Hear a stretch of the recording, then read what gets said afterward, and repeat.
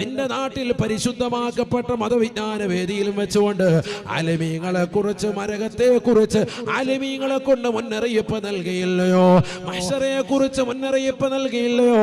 പണം കൊണ്ട് അഹങ്കരിക്കണ്ട എന്ന് വ്യക്തമായി നിനക്ക് മുന്നറിയിപ്പ് നൽകിയില്ലയോ?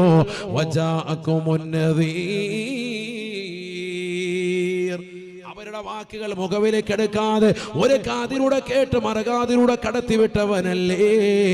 ഇന്നിതാ ആ കാണുന്നത് ലള എന്ന നരകമാണ്.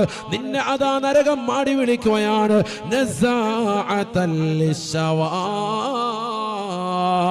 ഈ ദുനിയാവിൽ അറബിക്ക് ഫുഡ് കഴിക്കാൻ വേണ്ടി വിവിധങ്ങളാകുന്ന ഹോട്ടലിലേക്ക് പോയിട്ടുള്ളതാകുന്ന പ്രിയപ്പെട്ട സഹോദര സഹോദരി, അറബിക്ക് ഫുഡ് എവിടെയാണ് കിട്ടുന്നത്? അതന്വേഷിച്ചുകൊണ്ട് അതിനുവേണ്ടി ഇറങ്ങിത്തിരിക്കുന്നതായ സഹോദര, ഏതെല്ലാം ഹോട്ടലുകൾ പോയിരുന്നു കൊണ്ട് ശവായ കഴിച്ചിട്ടുള്ളതാകുന്ന മുഅ്മിനീങ്ങളുണ്ടോ? ശവായ എന്ന പദം ലോകത്താദ്യമായി പറഞ്ഞത് അല്ലാഹുവാണ്, അല്ലാഹുവാണ്. നസാഅത്തൽ ലിശവാ, നസാഅത്തൽ ലിശവാ. ലള എന്ന നരകത്തിൽ അല്ലാഹു കൊടുക്കുന്ന ശിക്ഷയാണ്.